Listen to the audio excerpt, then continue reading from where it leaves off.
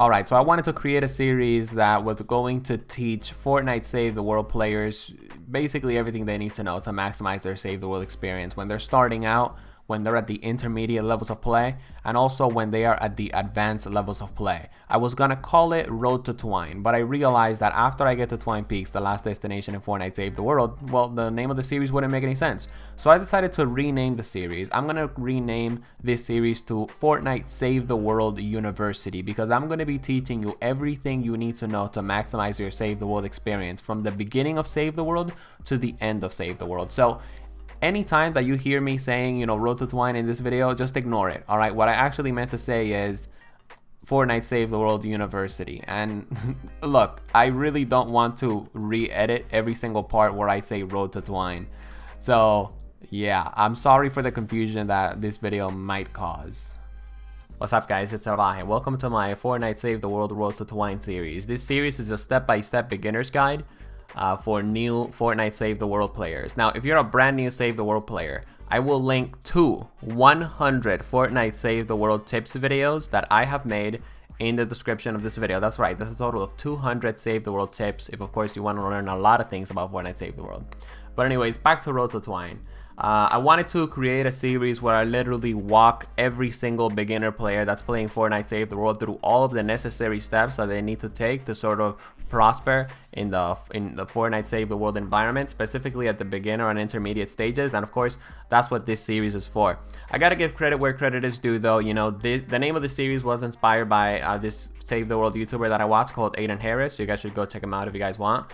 He has a series called Race to Twine, where he's trying to get to the last location, Twine Peaks, as fast as possible. However, I'm not trying to do that, right? This is, again, a series where I take you guys through a step-by-step basis and tell you beginner and intermediate players what you need to be doing every single step of the way. As you guys know, I'm a power level 117 player at the time when we're making this video, and I have a ton of knowledge in Fortnite Save the World that, of course, you beginner players can definitely benefit from. I mean, I have made 200 Save the World tips videos. I'm just pointing it out.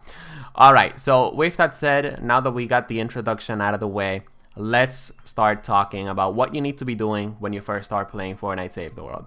When you first get Fortnite Save the World, you're going to be loaded up into a mission as Rescue Trooper Ramirez, and you're going to have to take out a couple of basic husks. If this is your first time playing Fortnite Save the World, you got to keep in mind that there are some keybinds that you might not be too comfortable with. So first thing you want to do is go to your settings and of course choose the keybinds of your choice.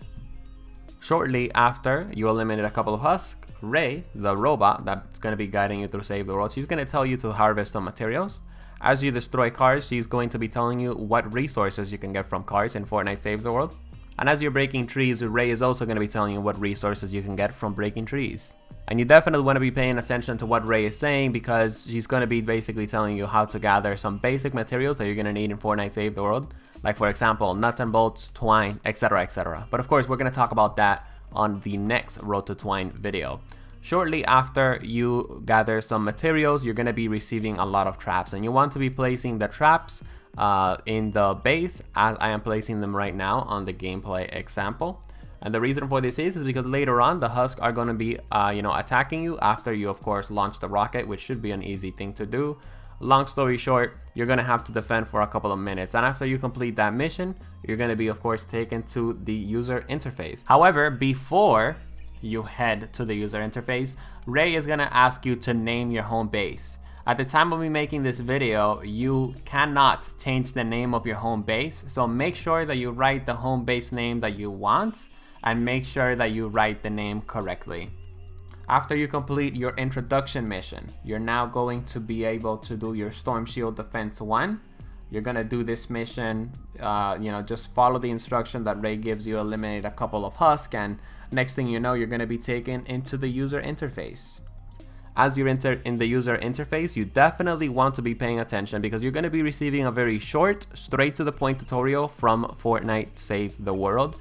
And they're going to be walking you through every single thing that of course you want to be doing in this user interface, and the things that you can be doing in this user interface. Now, if you are a free Fortnite Save the World player, you might not have these specific items that I'm talking about when it comes down to Save the World, but it's okay, it's not a big deal. I'm just going to be talking to the founder Save the World members that of course bought the $40 or $60 version of Fortnite Save the World. I absolutely recommend that you get the $60 version of Fortnite Save the World or the $40 version when, of course, the game is 50% off. And the reason for that is because you're going to be receiving some goodies. You're going to be receiving the Founders Revolt pistol, which is one of the best pistols in Fortnite Save the World. And most importantly, you're also going to be receiving a couple of blue heroes that are definitely going to come in handy. And a lot of these heroes are, of course, going to be very, very helpful. After you complete your tutorial and receive those Founder Edition goodies, you definitely want to be opening the 5 free upgrade llamas that came with the $60 Founders Edition. And if you're a free Save the World player, I absolutely recommend that you buy yourself 10 upgrade llamas. Now, at the time of me making this video, you can get free V-Bucks by completing Storm Shield defenses in Fortnite Save the World, but maybe that might change in the future. If you are a free Save the World player, I still recommend that you buy some upgrade llamas, even though you might not ever make the V-Bucks sort of back. After you complete your first Storm Shield Defense 1, you're going to be doing a Fight the Storm mission. This mission is pretty self-explanatory. It's going to be telling you where to go. It's going to be telling you to get some blue glow. After you go to this basement, you're going to have a lot of blue glow in the basement or outside of the house. So just pick up that blue glow, go to the Fight the Storm, create the pyramid build that you guys are seeing in the gameplay example, and simply just hold off the husk. Now, up until now, I've been giving you guys a step-by-step of the missions and not really a lot of tips. That's because now is when the real stuff comes in. You're going to be doing a Ride the Lightning mission in a forest area. Now, it's very important that as you're doing this Ride the Lightning mission, you collect 4 pieces of blue glow. That's, the total amount of pieces that you're going to need to actually complete this mission. But most importantly, you also want to make sure that you start getting the habit of farming and searching every single thing that you see in your sights. If you search herbs in Fortnite Save the World, you're going to be having a chance of getting flowers and this other thing called fibrous herbs and adhesive resin. What you're looking for is to, of course, be getting fibrous herbs. As you are in this Ride the Lightning mission, you also want to take a little bit of time to sort of farm for some basic materials, since of course you're going to have to protect the van. But of course, most importantly, another thing that you want to do is also go around and look for chests in this forest. And you want to be looking for chests because chests are going to be giving you, of course, important crafting materials like rotating gizmos, rusty mechanical parts, active power cells, etc, etc. On top of all that, chests are also going to be giving you sometimes either traps or weapons that of course you can use against enemies. And up until this point, you've probably either have the Founder's weapon, you have maybe a couple of weapons that you have been able to craft, that you've gotten from upgrade llamas, or you basically just have the basic weapon. So you definitely want to start building your crafting materials by this mission. And of course, that's something that we're going to go a little bit more in depth when it comes down to a future episode of Road to Twine, but we're actually just sort of setting you up, all right, for success on this one. After that, you're going to complete your Storm Shield Defense 2. Okay, and after you complete your Storm Shield Defense 2, you're going to obtain the lead survivor role for the scouting party in Fortnite Save the World. And the game is going to be giving you a lead survivor that belongs in the scouting party. You definitely want to place that lead survivor in that scouting party because he is going to be increasing your in-game power level, which we're going to talk about on Road to Twine episode 2. As well as, of course, a couple of more things that you guys want to keep in mind to, of course, progress through Stonewood in a very effective way. And of course, that's what we're going to move on forward to the next mission. You're going to be doing a Fight the Storm. You have to rescue 3 survivors, so make sure that you rescue 3 survivors 100% guaranteed, all right?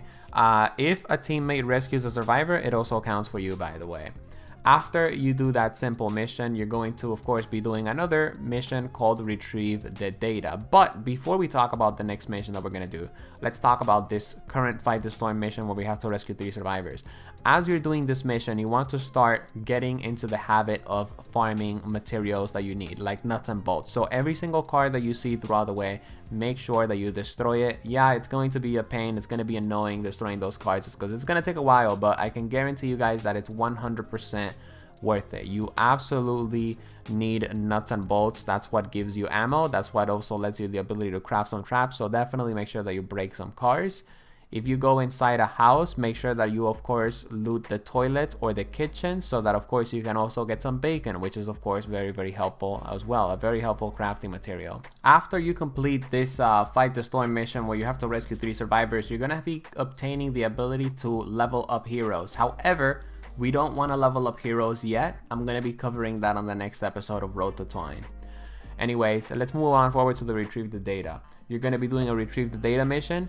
Now, at the time of me making this video, retrieve the data is basically a game mode where you wait for the 8-minute mark and then you shoot down the balloon. However, that might change in the future because they have already given us, I guess you could say, beta versions of a new retrieve the data game mode. Anyways, the point is that whether they change the game mode or not, you know, at the end of the day, you're just going to have to complete a retrieve the data mission. So if the gameplay that you guys are seeing in the background has nothing to do with the current retrieve the data, don't worry about it. It's not a big deal. After we complete our retrieve the data mission, that's right, we can also obtain the ability to level up our schematics. However, we're going to talk about that on the next episode, so don't go about leveling up any schematics as of yet. Anyways, last but not least, we're going to complete our Storm Shield Defense 3. In your Storm Shield Defense 3, the Husk are going to give you, you know, maybe a little bit of a challenge, and they might come from the left side as well. So that's why, of course, you guys want to build this trap tunnel that you guys are seeing in the gameplay. And then, of course, as you move on forward through your Stonewood Storm Shield defenses, you want to fill this trap tunnel up with traps. And of course, we're going to be talking about traps on a future Road to Twine video. After you build this trap tunnel for your Storm Shield defense, you want to make sure that you are not standing inside of the trap tunnel if you are waiting for the Husk to go towards you. However, if you're playing with like 2 people, you guys can just camp in the spawn of the Husk and completely obliterate them. Okay. So, after you complete your Storm Shield Defense 3, you're going to, of course, be obtaining the ability to unlock gadgets. And I would highly recommend that you unlock the Airstrike gadget when you first start Save the World. And the reason for that is because the Airstrike gadget can be very helpful. It can clear a lot of Husk, and you're not really going to need health anytime soon in Save the World. Anyways, that's pretty much it. When it comes down to the first episode of Road to Twine, we went over the basics and we went over what you need to be focusing on these first few missions. On the next episode, we're going to tackle the more important things, you know, leveling up schematics, leveling up heroes, and of course, what are the next effective steps that we need to take to, of course, maximize our Save the World experience. Hope to see you guys in the next one, and peace out.